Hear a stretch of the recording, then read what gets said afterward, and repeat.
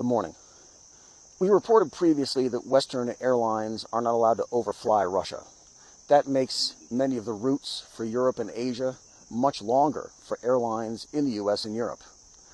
That puts our own airlines at a competitive disadvantage against Chinese carriers, among others, and these maps explain that problem. The flights just take longer, which means more fuel, more crew time, and more expense for passengers.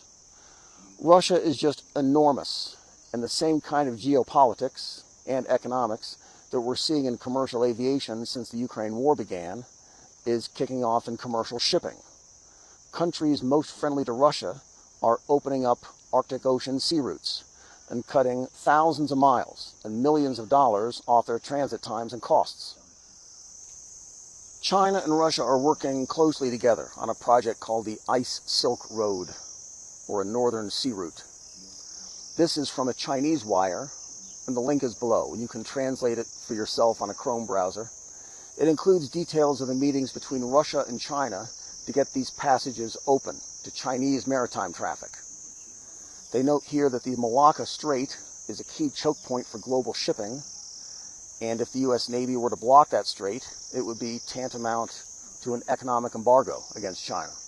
It would pose a lot of problems for outbound commercial shipping and also for China's energy imports. The northern route serves as another way out and in. This top-down map shows Chinese commercial and mining activity in the Arctic and how the Polar Silk Road brings it all closer together.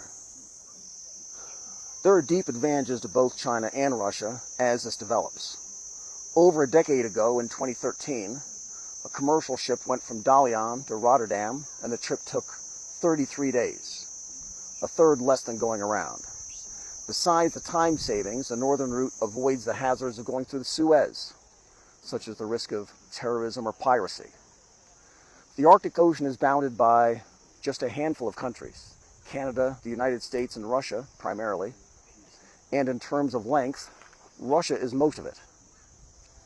It's obvious that the shipping route offers deep advantages to commercial shippers, but mostly for Chinese and Russian ones.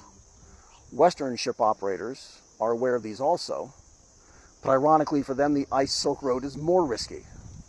Russia controls that route, and after Western countries seized billions of dollars worth of Russian foreign currency reserves, shipping companies don't want the risk of having their multi-million-dollar ships at the mercy of Russian icebreakers or Russian banking regulators.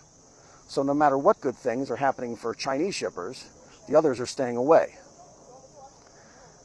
And that is a huge advantage, again, to Chinese companies who are using it. This analyst with the Australian Strategic Policy Institute says that it's a new economic corridor. It's a game changer. Now it's 2025, and the crews have learned a lot since their first trip back in 2013. The voyage now takes half the time as it does to go around. So they're gaining a lot of expertise in how to conduct shipping operations in the Arctic. If it can be done safely, it can also be done economically. And China and Russia believe they're solving both at the same time. Rosatom is the Russian state nuclear energy company, and they forecast a 50% rise in transits this year. Moscow says that the route is safer because it goes around the EU entirely.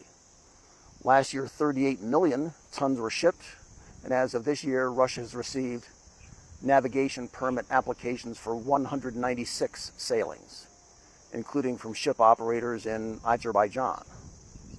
There's a 5-month window from 1 July through the end of November. In September, the trip was made in just 18 days by a Chinese shipping company going from Ningbo to England. That's faster than the railroad at 25 days, the Suez at 40, and 50 days for sailing around Africa.